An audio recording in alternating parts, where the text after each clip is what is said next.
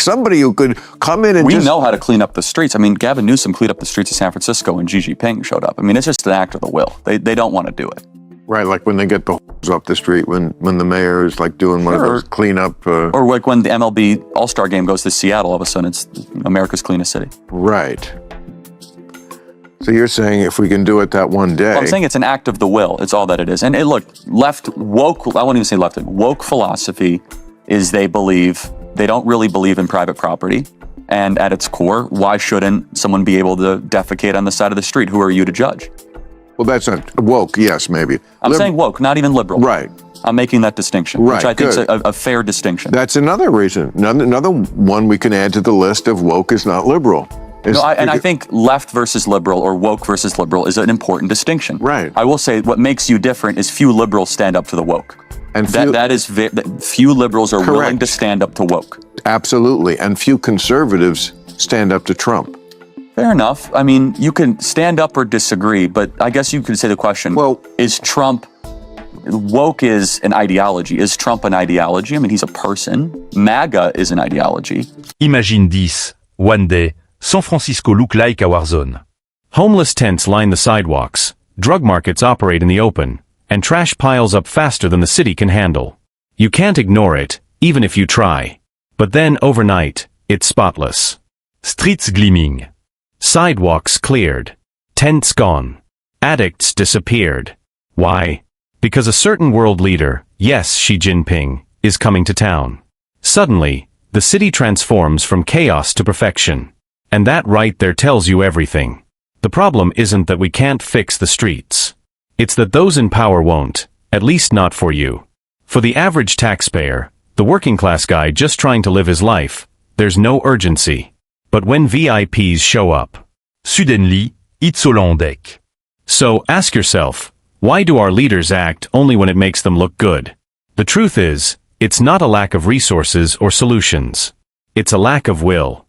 If we can clean up entire cities in 24 hours for a photo op, why can't we do it for the people who actually live there? We know how to clean up the streets. I mean, Gavin Newsom cleaned up the streets of San Francisco when Xi Jinping showed up. I mean, it's just an act of the will. They don't want to do it. And that ties directly into what Bill Maher has been saying. Love him or hate him, he's been fearless about calling out the absurdities of what we call woke culture.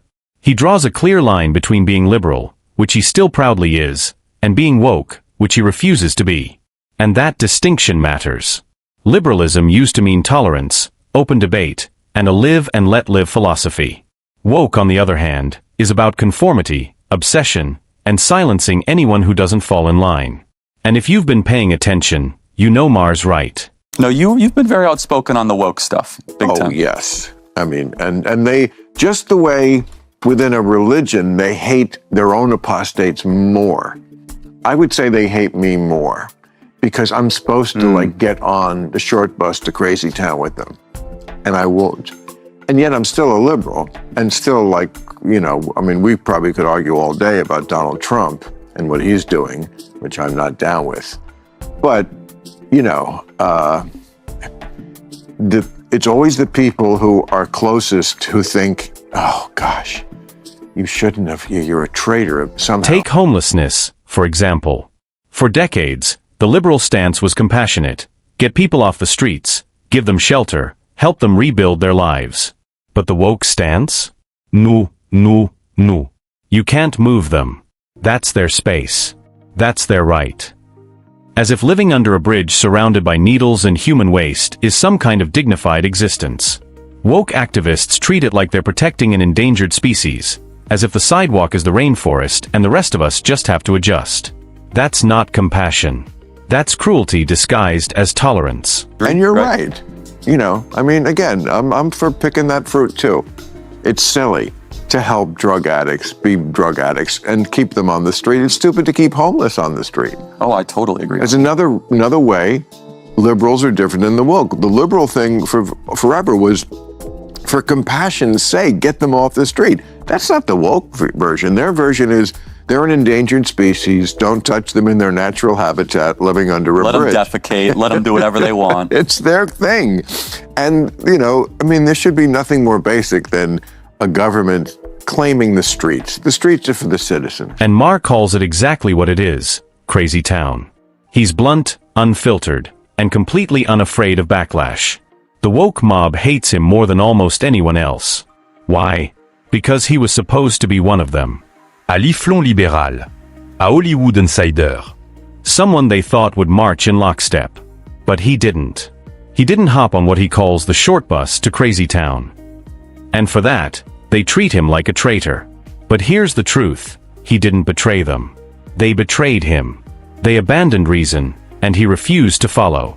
And that's where this gets deep, ideology. I was We going to don't ask, go is it along with- because they thought you were one of them and that... I am one of them. They're not one of me. I'm Okay.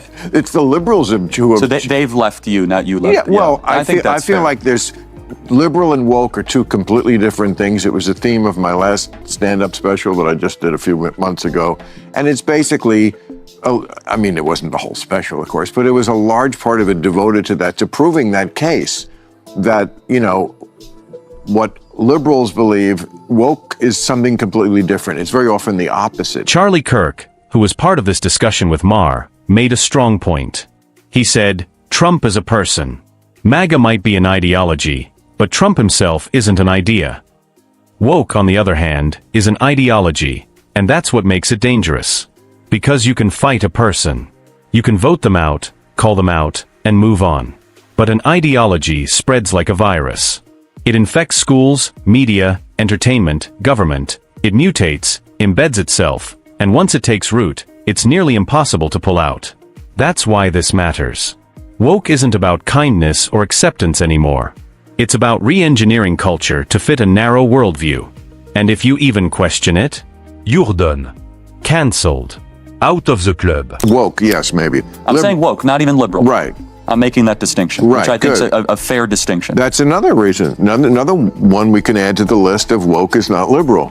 No, and I think left versus liberal or woke versus liberal is an important distinction. Right. I will say what makes you different is few liberals stand up to the woke. And Few liberals are willing Correct. to stand up to woke. Absolutely. And few conservatives stand up to Trump. Fair enough. I mean, you can stand up or disagree, but I guess you could say the question, Well- is Trump, woke is an ideology. Is Trump an ideology? I mean, he's a person. MAGA is an ideology. But I mean, I disagree with Trump on a lot of stuff. And here's the irony. The loudest voices pushing this stuff are the people least affected by it. Hollywood's so-called Nepo babies. Kids who grew up in mansions, never worried about rent, never worked a minimum wage job, are now lecturing everyone else about compassion and justice.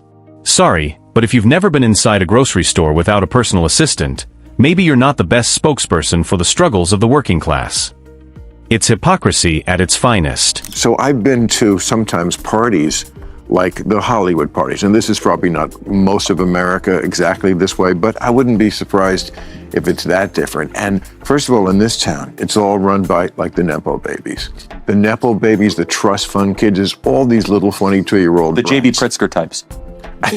Well, I'm kidding. no, I'm sure I know who you mean, the governor of Illinois. He inherited the Hyatt. Oh, fortune, sure. You know, Well, the Nepo come on. baby. I mean, come on. we invented Nepo baby out here. Okay, come on. but yes, it's everywhere now. And that's exactly why these woke policies feel so disconnected.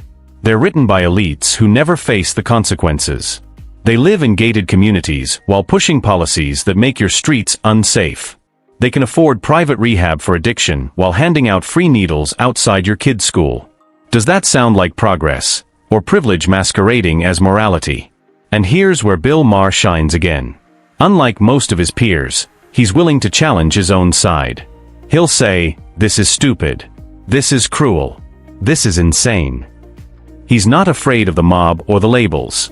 And honestly, that's the kind of courage we need more of. Drink? No, I'm good. Thank you. You don't drink? No. Or smoke pot? No. And you're married and super Christian. We're going to get along great. You know, this is going to just be perfect. But can I just ask you, because I want to find out a lot about you, because you're obviously a super bright guy, but you do think that I have the right to live completely opposite than you do. I think you can get as drunk as you'd like. And you're that kind of an American, right? You're Yes, not of course. you're not forcing your opinions as. I'm not here to say you can't. What are you talking about? Okay. Think about it. How many politicians, celebrities, or commentators are willing to call out their own side when it crosses a line? Almost none. Most will stick to the party script, even if it means abandoning common sense. But Maher? He'll blast Trump when he's wrong, and he'll torch woke culture when it's destroying sanity. That's honesty. That's independence. That's what America needs. Because when you can clean up a city overnight for Xi Jinping but not for your citizens, something is broken. When you think letting addicts shoot up in public is compassion, something is broken. When you're more afraid of offending the mob than protecting your community, something is broken. And deep down, we all know it. Why are these things, maybe you can answer that, why are these kind of things so difficult? You think, such common sense, build a barracks. I know homeless people say they don't want to live there. You don't have a choice. Oh, we'll get robbed there. Hire security, it's pennies on the dollar. Why is it so difficult? I feel like I, with no real knowledge of this field, could do it. If I had people who would carry out I would say, okay, get me specs. I want to see where a place we could build it. I want to see what the barracks looks like. I want to see who works there. Is it really in the toilets, whatever? So now I'll throw it to you. Do you think Bill Maher's right about the difference between liberals and the woke? Do you think woke culture has become a dangerous ideology? Maybe even more dangerous than any one political figure? Drop your thoughts in the comments, because I want to hear what you think. And hey, if you're tired of watching America's cities fall apart while politicians pretend to care, hit that like button. It really helps the video reach more people. Because at the end of the day, this isn't just about politics. It's about reality versus delusion. Reality says streets aren't homes. Reality says chaos doesn't create order. Reality says compassion without boundaries isn't compassion, it's neglect. And that's why voices like Bill Maher, and yes, even Charlie Kirk matter. They're willing to say no. Enough. We're not going along with this insanity.